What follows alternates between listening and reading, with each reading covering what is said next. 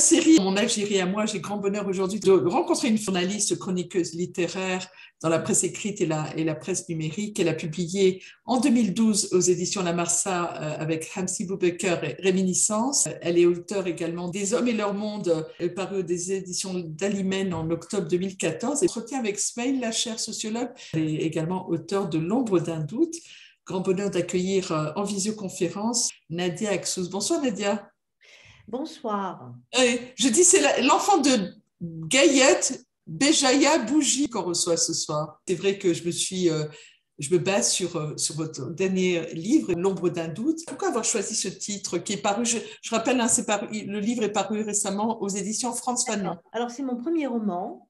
Et il est donc Frantz Fanon, les éditions Frantz Fanon en Algérie, hein, et je remercie beaucoup Marina Grachen, le directeur, accepté. Hein, en fait, je lui avais envoyé 2 mini-romans et on m'a répondu en me disant est-ce que vous pouvez les retravailler?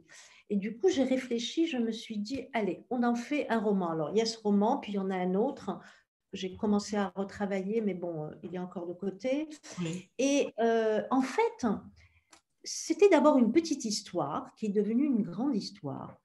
Et je me suis rendu compte qu'au fur et à mesure que j'avançais j'ai complété, hein, j'ai complété l'histoire, je me suis rendu compte, mais pas sur le champ, c'est plus tard en fait. Quand j'ai publié, quand j'ai discuté avec des lecteurs, je l'ai présenté récemment au Centre culturel algérien et j'ai eu une discussion avec l'animatrice et l'animateur bien avant. Et du coup, je me suis rendu compte que c'est mon instinct et c'est mon inconscient qui m'a poussé vers cette histoire. Et en fait, je me rends compte qu'on est de toute façon façonné par l'histoire, on est façonné par l'histoire nationale, etc. Et je me suis rendu compte que tout ce qui me tient à cœur de l'Algérie, je l'ai sorti dans ce roman. On a la petite histoire qui est imbriquée dans la grande histoire. Donc, la petite histoire, c'est l'identité personnelle. La grande histoire, c'est l'identité collective, etc., etc. Donc, j'ai été un petit peu guidée par mon inconscient, mais par tout ce qui me travaillait. C'est une métaphore de l'Algérie, mais bien évidemment, j'ai une vision assez exigeante de la littérature. On peut peut-être ne pas comprendre pourquoi j'ai fait le choix de ce schéma narratif, etc., qui est non linéaire. La littérature, pour moi, elle s'inspire de la réalité et elle transgresse cette réalité. Et dans L'ombre d'un doute, effectivement, je me suis inspirée de la situation algérienne et j'ai beaucoup inventé. Moi, je voudrais dire que L'ombre d'un doute n'est pas une création du tout. Hein. J'ai créé pas mal de choses hein, dans le roman, mais pas le titre. Et j'ai fait le choix d'une expression familière parce qu'il me semblait que c'était vraiment une expression qui allait complètement avec le roman. Et donc, ce qui me semble important de retenir, c'est la signification symbolique. Le titre laisse transparaître l'idée d'un mystère à déchiffrer, d'un secret à élucider, d'un mensonge et d'une réalité à découvrir. L'ombre, ça renvoie à l'absence de lumière, à l'obscurité. C'est ce qui échappe à la connaissance. Et dans le roman, effectivement, il y a une ombre. Et cette ombre, c'est qui? C'est le fameux Sédé Akatoum. Le protagoniste, il va se saisir de cette ombre pour en faire lumière après, pour mettre la lumière. Et c'est ça, en fait. Il va mener toute une quête. Enfin, d'abord, il va aller dans le passé pour pouvoir comprendre qui c'est, comment ça s'est passé, etc. Et puis, petit à petit, il va mettre la lumière il va mettre en lumière le côté maléfique de ce personnage. Et c'est comme ça qu'il va le désacraliser. Dans le roman, le mot doute a une fonction positive et elle a une fonction salutaire.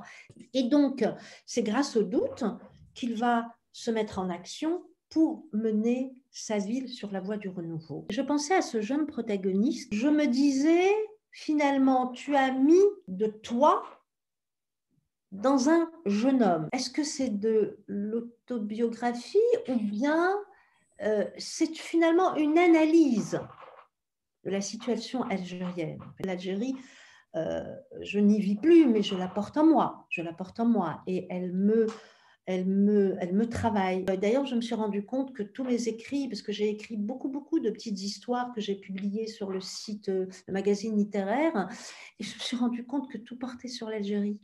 Sauf que maintenant, je suis en train d'écrire, là, c'est vraiment pas en lien avec l'Algérie. Bon, c'est les circonstances. Dans cette première partie, c'est un liminaire en fait. Les personnages principaux, ils sont là, et la problématique, c'est la question de la transmission de la mémoire collective historique. Il parle de ce personnage que personne n'a jamais vu, mais que tout le monde adule. Puis il parle de sa mère, qui est l'un des personnages principaux, parce que la mère, elle joue un rôle très important. C'est elle qui joue le rôle de la transmission. C'est elle qui veille, c'est elle qui fait les commémorations, etc. Et ça, c'est en lien avec l'Algérie, parce qu'en Algérie, on adore les commémorations par rapport à la guerre d'Algérie. En Algérie, tout est fait enfermé autour de la guerre d'Algérie. C'est comme s'il n'y avait rien avant et comme s'il n'y a rien après. C'est ça, en fait. Et donc, les commémorations, ils adorent. Les Algériens excellent dans les commémorations. Je l'ai un petit peu travaillé comme, et je m'en suis rendu compte après, hein, comme un mémoire, comme une thèse, où au début, on pose la problématique, on pose l'essentiel. Sidi Akadoum, donc, c'est un surnom qui signifie, Sidi qui signifie Seigneur, et Akadoum, en kabyle, ça veut dire le visage. Pourquoi? J'explique dans le roman pourquoi. Parce que quand il est arrivé, il ne parlait pas la langue, mais par contre, il s'exprimait, donc tout le monde rigolait. Donc, on lui a donné ce surnom. Et je me suis rendu compte, en fait, que dans le roman, il y a beaucoup de surnoms. Et c'est là qu'on peut faire le lien avec les contes. Parce que dans les contes, mais je vais parler tout à l'heure des contes, dans les contes, on nomme pas les personnages, mais ils ont des surnoms. Blanche-Neige, Djahra, etc. etc. Sidi Akadoum, donc, il arrive dans la ville, 1602. Il arrive du désert. Il vient avec deux objets. Un miroir qu'il a hérité de sa grand-mère, qui était une grande chouafa, une grande voyante. Et c'est le miroir des illusions, et c'est le miroir qui, soi-disant, réalise des miracles et qui soigne des personnes qui sont atteintes de troubles psychiatriques. Et le deuxième, c'est un livre.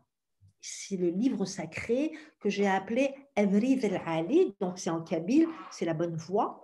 Et c'est un livre qui contient la philosophie de ces ancêtres qui vivent dans le désert. Voilà. Et donc, on verra que lorsque Sidi Akadoum va prendre le pouvoir, il va baser tout son pouvoir sur ce livre qui est très rétrograde, et on peut faire un parallèle avec un livre. Il y a une dualité dans le personnage. Quand il arrive, il est très gentil, il est très intelligent, et là, on peut, moi dans ma tête, c'était conscient, je l'ai un peu assimilé à Ibn Khaldoun lorsqu'il vivait à Béjaïa. Parce qu'Ibn Khaldoun est venu à Béjaïa.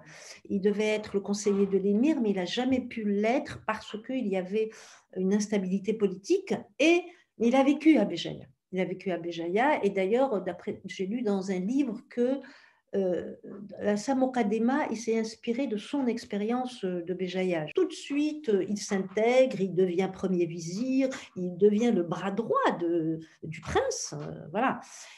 Et ensuite, il devient un véritable dictateur. Il va mener la ville sur la pente de la décadence, hein, parce qu'il va imposer un ordre moral, etc. Et dans cette partie du roman où je parle de l'invasion de Benjoy par ces hommes accoutrés d'une manière étrange, etc. Ça, c'est un lien avec l'Algérie. Un jour, j'étais dans les rues d'Alger, j'ai vu une manifestation du fils, et j'ai vu des hommes accoutrés de manière, mais en fait, c'était des Afghans. Quand je suis rentrée, j'ai dit, soit c'est moi qui ne suis pas algérienne, soit c'est eux qui ne le sont pas. Pour des raisons de fiction, j'ai un petit peu rajouté, mais vraiment, c'est cette police-là, police des mœurs, dans les rues d'Alger, surtout Alger. Ceci dit, Akadoum, qui est gentil et qui devient méchant, mais il a réussi à berner tout le monde. au fil des ans, Sidi Akadoum est considéré comme le sauveur, comme celui qui a libéré les Benjoyens des griffes de la royauté. Et la royauté dans mon roman, ça peut être le colonialisme français. Et je crois qu'il y a beaucoup de choses on peut redécouvrir. Et là, il y a deux étudiantes qui ont fait leur mémoire de Master 2. Et elle m'a écrit dernièrement, l'une des étudiantes, et qui m'a dit, vous savez, au fur et à mesure que je lis, je découvre beaucoup de choses. Alors, elles ont travaillé sur la sacralisation et la désacralisation. Voilà. Donc, pour Sidi Akadoum, il est resté vivant, il est resté épinglé dans la mémoire collective des Benjoyens. Le roman raconte l'histoire de Benjoy, qui est une ville. Et qu'est-ce qui s'est passé dans ma tête en tant que féministe? Je ne peux pas concevoir de parler d'une ville sans parler des femmes. Pourquoi? Parce que les femmes sont partie intégrante d'une ville ou d'un pays. Et là, les femmes, elles sont présentes. Et le roman, en fait, met en scène trois mouvements dans l'histoire des femmes. Et l'histoire des femmes benjoyennes, telle que je l'ai racontée dans le roman, c'est un clin d'œil aux luttes des femmes, même actuellement. Parce qu'on se rend compte que les acquis ne sont pas définitivement acquis et que un changement de pouvoir peut changer les choses et que la lutte pour des droits, pour des acquis est un combat qui est incessant. Les femmes dans l'ombre d'un doute, mais les femmes également dans notre histoire contemporaine, elles sont à l'image de Sisyphe. Et Sisyphe, c'est qui? Sisyphe, c'est ce personnage de la mythologie grecque qui fut puni par les dieux à rouler un rocher qui, arrivé au sommet, il retombe. Et c'est faire et refaire. Il faut qu'on soit très vigilante et vigilant parce que finalement, ça ne pose pas que les acquis des femmes. Hein. Les acquis sociaux aujourd'hui sont remis en question. Et qu'on soit toujours sur le terrain pour dire attention, un acquis est un acquis et on ne peut pas nous enlever un acquis. Les trois mouvements des femmes. Premier mouvement, c'est le mouvement de l'enfermement dans l'identité de procuration. C'est le fait d'être dépouillé d'une individualité propre et le fait d'être considéré comme la fille de, Bint Flen, la femme, l'épouse de, Mortseflen, et la mère de. Hein. Au début du roman, qui correspond en fait à l'arrivée de Sidi Akadoum, donc il y a une royauté, jusqu'à la mort du prince le Pouilleux, les femmes vont être sous domination masculine. Elles vont être cantonnées, enfermées dans la sphère du public et elles ne vont être autorisées à sortir que dans des cas d'urgence extrêmes. Et lorsqu'elles sortent, mais là c'est vraiment très ironique, hein, cette définition, on les oblige à mettre des robes noires amples pour cacher leur forme. Et j'ai rajouté, pour ironiser en fait, un chapeau de paille rouge. Et du coup, elles sont noires et rouges. Pourquoi? Parce que les chapeaux, notamment en rouge, ce sont des signes distinctifs et ça permet aux hommes de contrôler leurs mouvements quand elles sortent. Même si, quand elles sortent, elles ne sont pas autorisées à sortir toutes seules. À ce stade, les femmes constituent ce qu'on appelle une catégorie de sans-pares. Ce sont les pauvres, ce sont les laissés pour compte, ce sont les sans-papiers. Elles sont sous domination masculine, elles n'existent pas par elles-mêmes. Et pourtant, les femmes sont les piliers des foyers. Ce sont elles qui veillent sur tout, à tout. Et ce sont elles sont plus courageuses que les hommes. Je le décris bien dans le roman. Les hommes se cachent derrière les femmes quand il y a quelque chose qui ne va pas. Ce sont elles qui font face aux situations de crise qui mettent en péril la sécurité des Benjoyens. Voilà. Ensuite, on a un deuxième mouvement, c'est celui de l'ouverture. Pour vous dire qu'il y a toujours des limites, les femmes sont devenues des actrices à part entière, sauf dans un champ, qui est celui du politique. Les femmes n'ont jamais été associées et elles n'ont jamais demandé à être associées. Et là, c'est vraiment, moi, une critique une critique. En tous les cas, c'est un constat. Parce que beaucoup de femmes n'osent pas.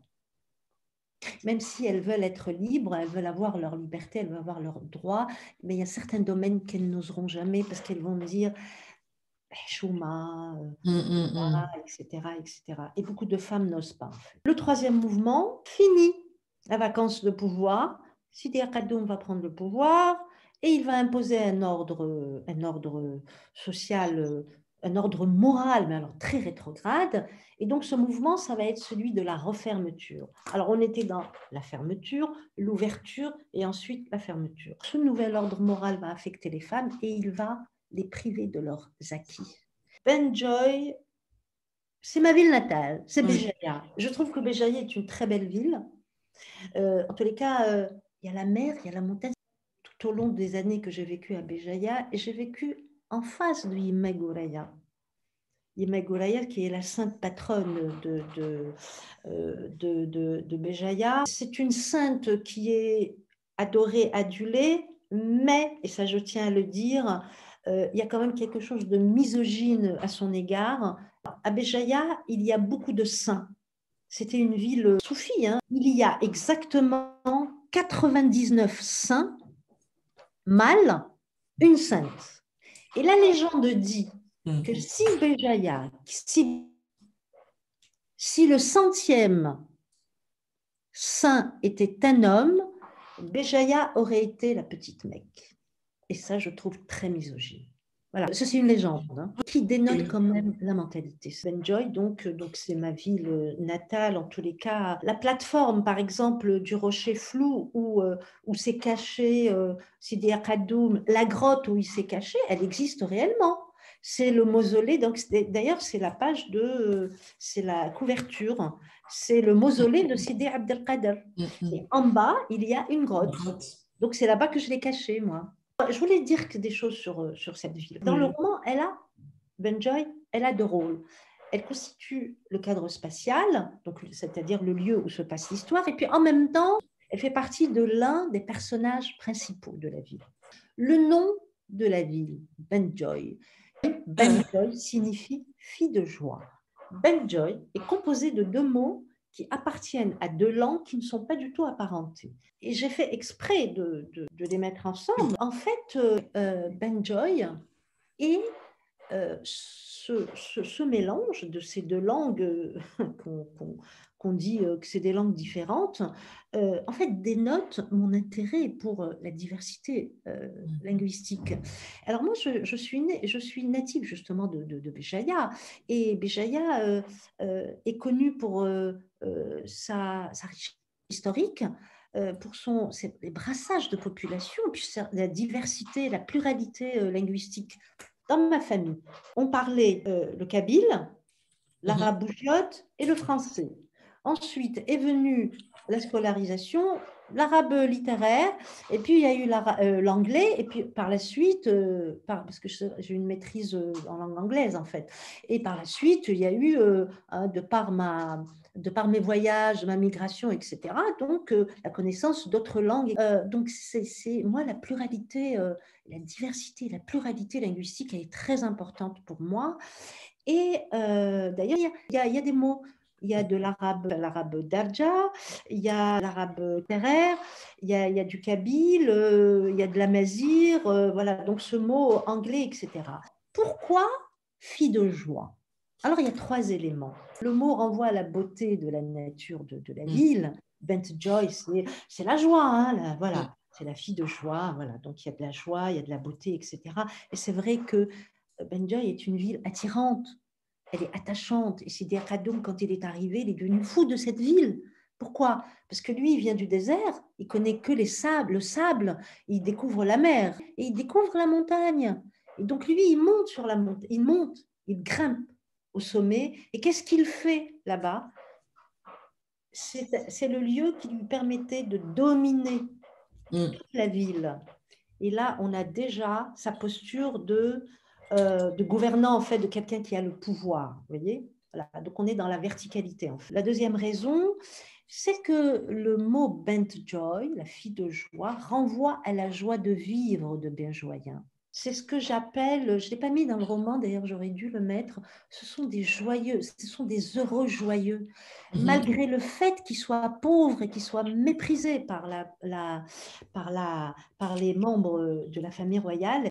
Et la troisième raison, Le nom renvoie au passé de Benjoy, au temps où elle était un centre, un centre reconnu culturel et intellectuel. Dans cette ville, on exaltait la libre pensée et on exaltait également la philosophie la joie, la philosophie du moment vécu. Cette philosophie a profondément imprégné tous les Benjoyens. Et Benjoy, c'est une ville qui va avoir une trajectoire pas du tout ascendante, mais c'est comme l'histoire d'un pays, d'une civilisation.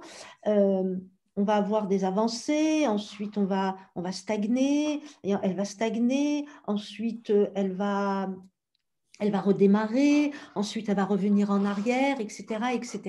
La ville de Benjoy, dans le roman, elle émerge comme un corps qui se laisse dominer et elle se laisse séduire par les élites, par les gens qui ont le pouvoir. Et elle va être docile et finalement, sa docilité va la déchoir de son statut de ville royale, de son prestige. Et au fur et à mesure, lorsque justement Sidi Kadoum va prendre le pouvoir, elle va devenir une forteresse. Et elle va devenir une prison, elle va se replier sur elle-même et elle va végéter dans un passé rance. Et c'est cet état végétatif qui va pousser, qui va inciter le protagoniste à se mettre en action. Et du coup, Benjoy, c'est une ville finalement qui va se laisser dominer par les élites. Au début, c'est la royauté et tous ses nobles, la famille royale, etc. Et puis après, c'est Sidi Kadoum. Mais finalement, elle ne va jamais appartenir aux Benjoyens. Donc, c'est Béjaïa, ma ville. Par contre, je voudrais que ce soit clair, parce qu'on m'a posé cette question à plusieurs reprises, et elle revient comme ça, comme un leitmotiv. On me dit, les Benjoyens, c'est les bougiottes. Eh bien non, ce ne sont pas les bougiottes. Les bougiottes, ce ne sont pas des moutons de Panurge, pas du tout. Parce que les Benjoyens, c'est des moutons de Panurge. Hein. J'ai fait exprès. J'ai fait exprès de voir que finalement, les peuples aussi se laissent guider, se laissent dominer, se laissent... Bon, il y a des moments où ils se réveillent, mais d'une manière générale, les dictateurs, ce sont les peuples qui les portent. Béjaïa, en tous les cas, Béjaïa, peut-être que je l'ai connue, peut-être qu'elle a un peu changé, parce que les choses sont en train de changer avec l'exode rural, etc. Mais c'est une ville qui est en train de s'ouvrir de plus en plus. Mais il y a voilà, donc cette diversité culturelle, cette diversité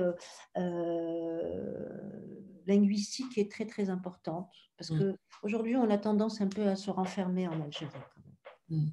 Partout d'ailleurs, dans tout le monde, il y a un repli. Voilà. Un repli identitaire extraordinaire. Tout le travail qu'on évoque depuis un petit moment sur l'importance de la transmission, de la mémoire, vous le faites dans quel objectif? En fait, moi, je n'ai pas de message à passer dans le moment. Je suis un petit peu comme ce jeune protagoniste qui constate. Moi, je suis beaucoup dans l'observation. L'Algérie, qui est mon pays, qui est ma terre natale, est en train de plus en plus de s'enfermer. Les jeunes sont en train de dire, nous, on veut vivre avec notre temps. C'est vraiment pour dire, je crois que c'est basta. Il est temps qu'on passe à autre chose. Il est temps que l'Algérie s'ouvre à ses enfants d'abord, et puis s'ouvre au monde. Et puis, on ne peut pas continuer comme ça à vivre sur une rente historique. Ce n'est pas une rente mémorielle. Rente historique, c'est plus possible. À ma manière, selon mon style littéraire, selon ma vision de la littérature, je voulais apporter ma pierre à l'édifice. Dans le roman, il y a deux personnages principaux. Il y en a d'autres, mais surtout, il y a la ville, mais il y a aussi ce jeune. Comment ce jeune, il essaye d'affranchir sa ville, mais comment lui, il s'affranchit? C'est pour ça qu'on le retrouve dans ce mausolée, dans cette partie qui s'appelle Mon baptême du feu. On le retrouve dans un mausolée qui est une sorte de purgatoire. Et là, il va se débarrasser de ses démons, il va se débarrasser du passé tel qu'on lui a inculqué, imposé. Il va s'affranchir de ses peurs archaïques et il va, en quelque sorte, devenir un homme nouveau. Et c'est lorsqu'il devient un homme nouveau qu'il, justement, il dit, allez, allez, on va sur, on emmène Benjoy sur une voie, sur un renouveau, en fait. Moi, quand j'ai écrit le roman, quand je l'ai publié, enfin, quand je l'ai donné à l'éditeur, le Hirak n'y était pas encore. Oui. Hein. C'est par la suite. C'est là que j'ai retrouvé le Hirak. Alors, 1602, c'est quoi? C'est en fait 2016 à l'envers. Et qui correspondait en fait, c'est la fin du Moyen-Âge, qui correspondait à l'histoire de Béjaïa. Cette époque où Béjaïa était connue comme un signe de rayonnement culturel, etc. D'ailleurs, il y a beaucoup de clins d'œil à Béjaïa, et il y a un clin d'œil, c'est quand je dis, c'est le lieu où sont nées les bougies. Béjaïa est connue comme la ville où sont nées les bougies, ont été créées les bougies. Alors moi, je rajoute, hein, avec la rose, j'adore la rose Asma Sharifa, et donc j'invente cette histoire de cet Anglais négoce, parce qu'à Béjaïa, à l'époque, qui n'était pas il y avait beaucoup de brassages, il y avait des intellectuels, des savants, etc. qui venaient. 1602, c'est une date mémorielle. Elle est épinglée dans le disque dur des Benjoyens, dans leur mémoire collective. Et pourquoi 1602? Elle correspond à deux événements. D'abord, elle correspond à l'arrivée de Sidi Akato. Il arrive en 1602. Et deuxièmement, et ça c'est très important, on est dans la mythologie, parce qu'il y a la mythologie en fait dans le roman. C'est en 1602 que les Benjoyens assistent à la naissance de la prophétie de l'aube 1602, qui est tissée par les araignées laborieuses du royaume. Et ce texte poétique, d'ailleurs on le retrouve, hein, puisque la folle habitée, non, la dame habitée par la folie blanche, elle déclame. Et bon, alors, donc c'est en 1602 que naît donc, c'est un texte poétique, c'est un texte légendaire qui raconte l'histoire de la tragédie benjoyenne. Et elle met en garde contre Sidi Akadoum. D'ailleurs, c'est sympa quand elle dit sur son chemin, il vola la lueur de la lune. C'est même pas la lune, il vola la lueur, etc. Ce texte met en scène deux personnages qui jouent un rôle important dans la mythologie benjoyenne. D'abord, Anjava. Anjava, c'est un esprit bienfaiteur. Et Anjava veille sur la ville et sur les habitants. Alors, les deux étudiantes qui ont fait donc, le mémoire, elles ont associé Anjava à Imeguraya. Je leur ai dit, c'est votre interprétation. Parce qu'elle a dit, mais peut-être qu'inconsciemment, c'était ça. Voilà. Et puis, le deuxième personnage, qu'au début, j'avais classé parmi les personnages secondaires, mais finalement, c'est l'un des personnages aussi principaux, c'est la femme à la voix rocailleuse, j'adore les voix rocailleuses, habitée par la folie blanche. Pourquoi la folie blanche? Pourquoi pas noire? Pourquoi j'ai donné cet adjectif? Je l'ai caractérisé parce que c'est une femme qui est innocente. C'est vraiment le symbole de la candeur, cette femme. Et en fait, Anjava, je le raconte, a sauvé cette femme, et cette femme a été voir Anjava et lui dit, qu'est-ce que je peux te rendre comme service? Et elle lui dit, voilà, tous les matins, je te donne un sac rempli de mots. Donc, c'était les araignées, hein, qui tissaient. Et tu vas monter sur le rocher flou et tu vas te déverser sur la ville. Et en fait, c'est une femme qui joue le rôle de troubadour. Alors, on est dans l'histoire de... Comment on appelle ça en kabyle? C'est le crieur. Donc, et en fait, c'est le communicant. Enfin, finalement, elle est communicante. Donc, elle monte tous les jours à l'aube, et les Benjoyens ne vont pas l'entendre, ils ne vont pas l'écouter, ils ne vont pas l'entendre. Ils vont même la maltraiter quand elle passe dans les rues. Les Benjoyens, ils envoient leurs enfants pour lui lancer. Voilà. Et du coup, ces deux personnages, pour finir, ont un rôle de contre-pouvoir. Et en fait, le rôle, c'est de faire prendre conscience aux Benjoyens du caractère maléfique de Sidi Akadoum que tout le monde adule. Voilà. Il a vraiment réussi, comme les dictateurs. Hitler, il a bien réussi à berner tout le monde. Voilà. Les dictateurs, ils ont. Et en fait, Benjoy, on peut dire que Benjoy, au-delà du fait que ce soit je dis Béjaïa pour sa beauté, etc., naturelle, ça pourrait être n'importe quelle ville dans n'importe quel monde. C'est là où il existe des dictateurs qui dominent des peuples et où ces peuples, justement, grâce à l'obéissance de ces peuples, ces dictateurs, ils se maintiennent au pouvoir. Benjoy, c'est une ville qui est enfermée, c'est une ville qui a, comme l'Algérie d'ailleurs, elle est atteinte du syndrome mémoriel. Voilà. Et du coup, l'idée du jeune protagoniste, c'est de rendre au passé la place qui lui revient. Et c'est là, en fait, ce qu'il dit à sa mère. Il dit, le passé n'est pas une prison, il n'est pas une demeure éternelle, c'est un lieu mémoriel. Pour moi, c'est un livre qui est optimiste. Et c'est là que réside l'histoire de la peut-être que ce n'est pas un message, mais c'est une vision positive que je voulais offrir aux Algériens, mais pas que, parce que mon livre, il a aussi été, apprécié par des Français qui l'ont lu. C'est un livre qui n'est pas du tout pessimiste. C'est un livre qui propose de l'optimisme, en fait. Et c'est une vision. Moi, j'aimerais bien que l'Algérie se termine comme ça. En tous les cas, que l'Algérie s'engage sur cette.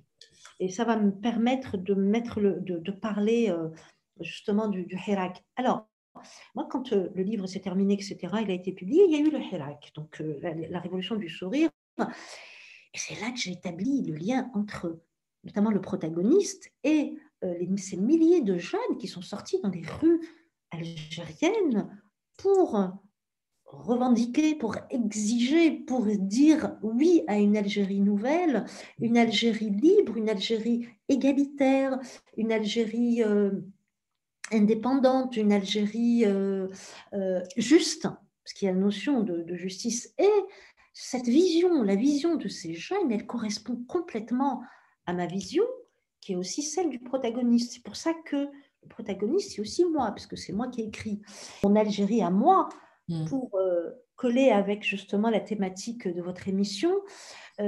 Pour moi, l'Algérie, elle est à l'image de parents. Alors au début, je disais à l'image d'une mère, et non, d'un père et d'une mère, donc de parents qui prennent soin de leurs enfants. Aujourd'hui, les Algériens sont délaissés pour compte. Quand je vois tous ces jeunes qui prennent des risques, en venant presque à la nage, qui prennent ce fameux bateau Seria.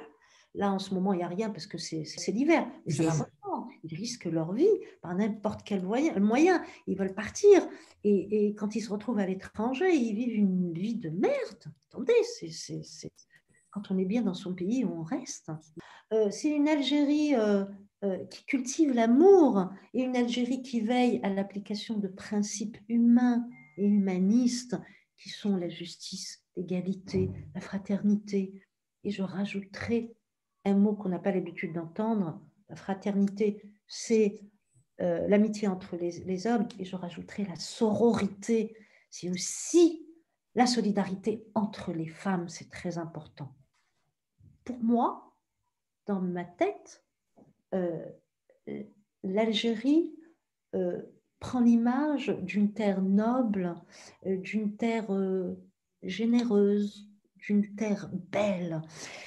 L'Algérie, c'est la terre de mes commencements. Et qu'est-ce que c'est la terre de mes commencements? C'est ma terre natale. C'est là où j'ai ouvert les yeux, c'est là où je suis née, c'est là où j'ai vécu pas mal d'années. C'est cette Algérie qui m'a nourrie, elle m'a portée, elle m'a forgée.